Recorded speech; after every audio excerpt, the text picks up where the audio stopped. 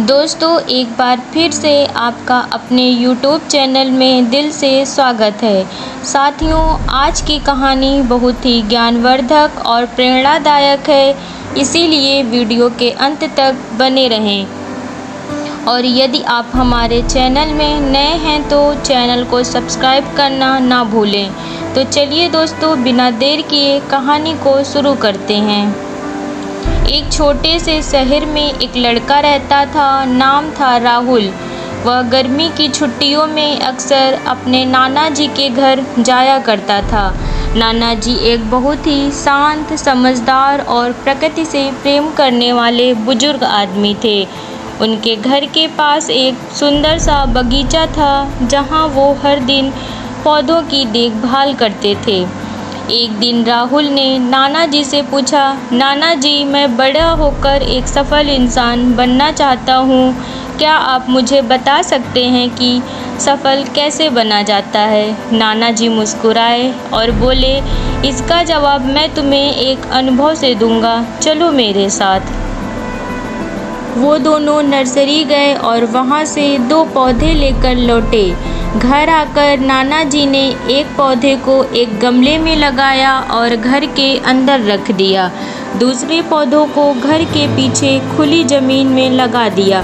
फिर नाना जी ने राहुल से पूछा, बेटा, तुम्हें क्या लगता है, इन दोनों में से कौन सा पौधा भविष्य में ज़्यादा अच्छा और बड़ा बनेगा? राहुल थोड़ी देर सोचता रहा और फिर बोला, नाना जी, जो पौधा घर के अंदर है वही ज़्यादा अच्छा बढ़ेगा, क्योंकि वह सुरक्षित है। बाहर वाले पौधों को तो धूप, बरसात और जानवरों जैसी बहुत सारी मुश्किलों का सामना करना पड़ेगा। नाना जी मुस्कुराए और बोले, ठीक है बेटा, तो चलो देखेंगे कि आगे क्या होता है। छुट्टियां ख़त्म होने के बाद राहुल अपने घर लौट गया। 5 साल बाद राहुल फिर से गर्मी की छुट्टियों में नाना जी के पास आया।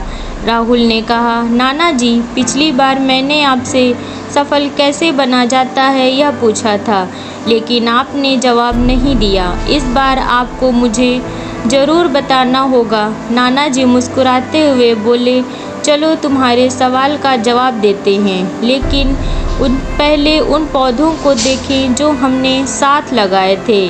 वे पहले उस पौधे के पास गए जो गमले में थे और घर के अंदर था।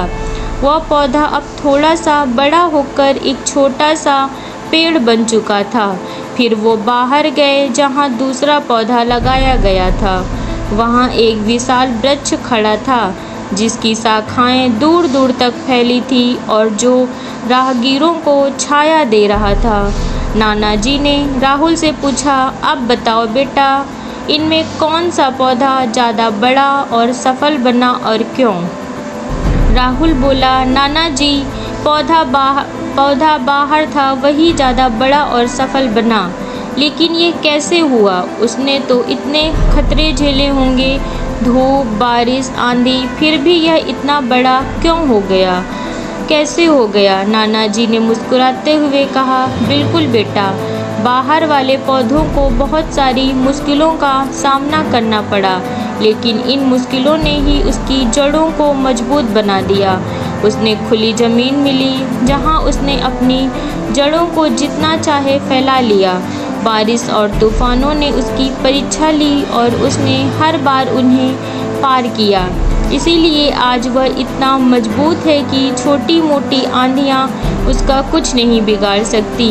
जबकि जो पौधा हमने गमले में और घर के अंदर रखा, उसे किसी परेशानी का सामना नहीं करना पड़ा। वह सुरक्षित तो रहा, लेकिन उसकी जड़ें गमले में ही सीमित रहीं। इसीलिए वह ना तो बड़ा हो पाया और ना ही मजबूत। फिर नाना जी ने राहुल की आंखों में देखते हुए कहा, बेटा, यह याद रखना, जब तक तुम जीवन में संघर्ष नहीं करोगे, कठिनाइयों का सामना नहीं करोगे, तब तक तुम सफल नहीं बन सकते। अगर तुम सिर्फ आराम और सुरक्षा की तलाश में रहोगे तो तुम्हारी तरक्की रुक जाएगी, लेकिन अगर तुम संघर्ष करने को तैयार हो तो कोई भी लक्ष्य तुम्हारे लिए असंभव नहीं रहेगा। इसीलिए परेशानियों को दुश्मन मत समझो, बल्कि उन्हें अपने जीवन की सीढ़ियाँ मानो, जो तुम्हें सफलता की ऊंचाई तक ले जाएंगी। राहुल ने गहरी सांस लेकर उस बड़े पेड़ की ओर देखने लगा। नाना जी के शब्द उसके मन में गूंजने लगे।